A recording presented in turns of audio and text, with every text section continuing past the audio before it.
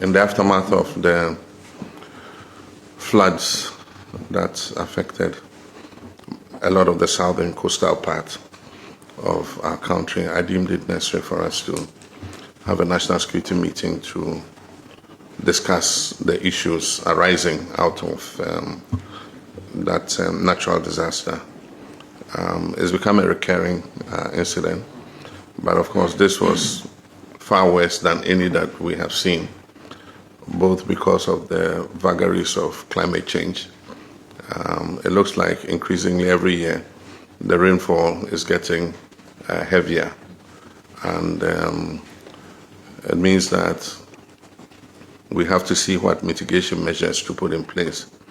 And so aside from that too, the pressures of urbanization, Accra being the capital, it is expanding at a very alarming rate, and the desire for land to build is increasingly making people encroach into areas that were formerly reserved for the passage of water and the containment of water.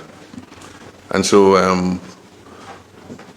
of course, we've asked the Army to get involved in the flood mitigation measures, and then also NADMO and others are involved in relief, spreading of relief items. And so we want to look at what's been happening so far and what the measures we have to put in place going forward would be. Of course, we set up a task force before the incident occurred. They did some limited work in terms of dredging some of the waterways, but I mean, the amount of rainfall that fell this time, it was very difficult to contain. Happily, the Minister of Finance has released some money from the contingency fund for us to be able to finance the mitigation measures going forward. We might not be able to completely eliminate flooding because it's a natural disaster that happens not only in our part of the world, it happens in other areas, but we can minimize it and make its effect less disastrous like what happened. In this particular case, all countries from Gabon to Cote d'Ivoire reported flooding and some loss of lives, some much higher than us.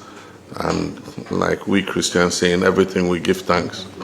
And we hope that we should be able to work so that we ameliorate the difficulty that people are suffering.